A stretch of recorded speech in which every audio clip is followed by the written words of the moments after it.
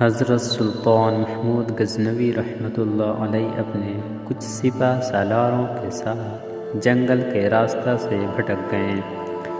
عصر سے وقت تیزی سے سورج ڈھلنے کی طرف گزر رہا تھا۔ سلطان جنگل میں راستہ تلاش کرنے میں سرگردہ تھے کہ ایک ہندو دھرم کی شہزادی پر نگاہ پڑی جو اپنی کنیز کے ساتھ شاید شکار پر نکل آئی تھی۔ اکیلی شہزادی اور اس کی کنیز اس چیز سے بے خبر دریا کے کنارے پاؤں ڈبوئے بیٹھے تھے کہ ان کے پیچھے ایک جنگلی ریچھ پہنچ چکا ہے۔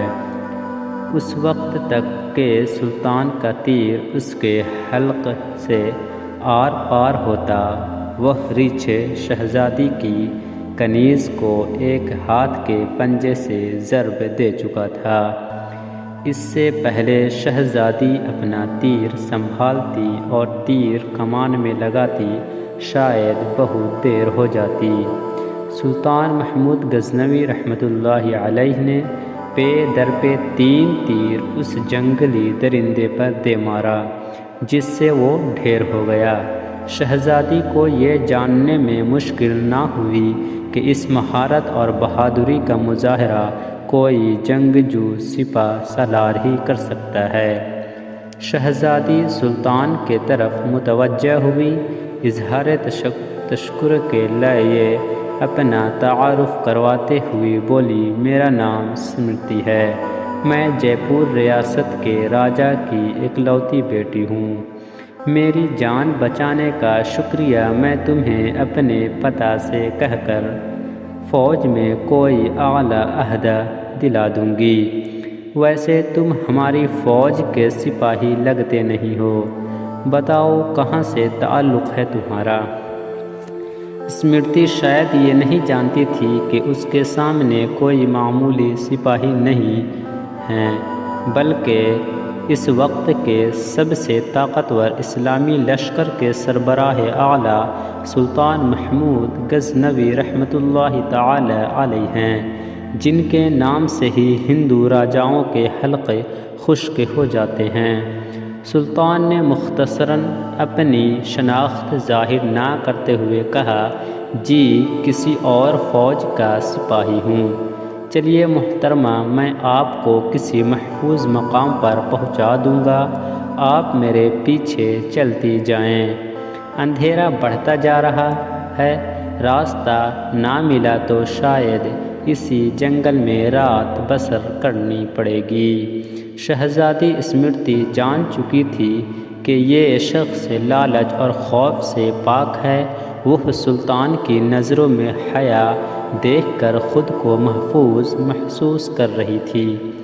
جنگل کی خاردار جھاڑیوں کی وجہ سے شہزادی کا پیراہن مختلف جگہ سے چھلنی ہو چکا تھا۔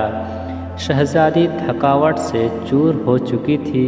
سلطان نے شہزادی کو ایک سخت پتھروں اور درختوں کی اوٹ کی طرف اشارہ کرتے ہوئے کہا، شہزادی آپ ادھر آرام کر لیں، رات کی تاریکی بڑھ رہی ہے اور موسم میں بھی تغیر کے آثار ہیں۔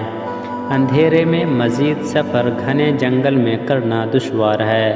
عالی الصبح نکلیں تو شاید میں آپ کو کسی محفوظ مقام پر پہنچا سکوں۔ اسمرتی کے پاس سلطان پر اعتماد کرنے کے علاوہ کوئی دوسرا راستہ نہ تھا۔ سلطان نے محسوس کیا کہ شہزادی اپنے بیش قیمت مگر قدرے باریک لباس میں جنگل کی ٹھنڈی رات شاید نہ گزار سکے۔ سلطان نے اپنی موٹی چادر شہزادی کی طرف اچھال دی اور معنی خیز نظروں سے شہزادی کو دیکھا، جیسے کہہ رہے ہوں یہ اوڑھ لیں۔ شہزادی نے بلا جھجک چادر اوڑھی اور ٹیک لگا کر درختوں کی اوٹ میں پاؤں پسارے اس کی نظریں سلطان کے چہرے کی طرف جمی ہوئی تھی، جو نظریں جھکائے ایک قریب پڑے بڑے پتھر پر بیٹھ کر آگ جلانے کی کوشش کر رہے تھے۔ بالآخر آگ جل گئی۔ اس کی روشنی میں سلطان کا نورانی اور بھرا ہوا وجاہت والا چہرہ چمک رہا تھا۔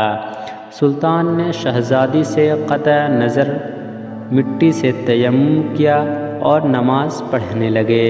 شہزادی کا جھٹکا لگا، اوہ یہ تو مسلمان لگتے ہیں۔ ایک دفعہ شہزادی کانپ گئی، کہیں غزنی کے لشکر سے تو نہیں، یہ تو لٹیرے ہیں جو گائے بھینس بکری سب کا ماंس کھاتے ہیں، یہ مجھے زندہ نہیں چھوڑیں گے۔ لیکن اگلے ہی لمحے شہزادی اب تک اس کے ساتھ گزرے وقت کو یاد کرنے لگی۔ اگر یہ اتنا ہی شفاق اور ظالم ہوتا تو مجھے ریچھ سے نہ بچاتا۔ نہ چاہتے ہوئے بھی شہزادی کا دل پھر سے اطمینان و یقین سے بھر گیا۔ سلطان نماز کے بعد دعا کرتے وقت زار و قطار رونے لگے۔ روتے روتے سلطان نے اپنے خنجر کی نوک اپنے پاؤں کے انگوٹھے پر رکھ کر اس کو دبا دیا۔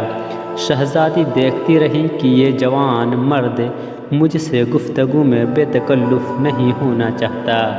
علی الصبح سلطان نے شہزادی سے کہا، اب ہمیں نکلنا چاہیے۔ کچھ دور جا کر سلطان کو ایک سفید پتھر پڑا ملا جو سلطان کے سپاہی نشانی چھوڑ گئے تھے کہ راستہ اسی طرف ہے۔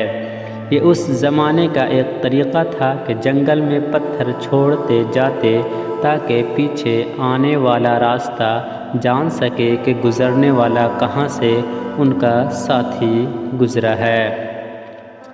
بالآخر شہزادی اور سلطان ایک ہموار راستہ پر آ پہنچے۔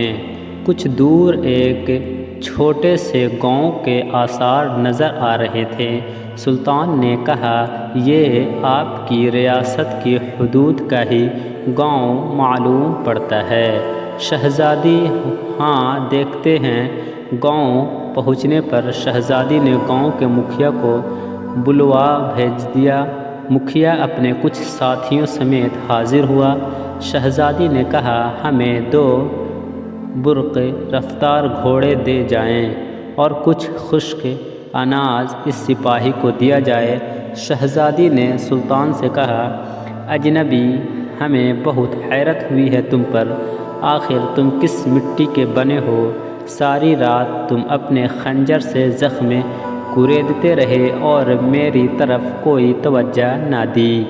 تم چاہو تو ہمارے ساتھ محل چلو، ہم تمہیں انعام و اکرام سے بھر دیں گے۔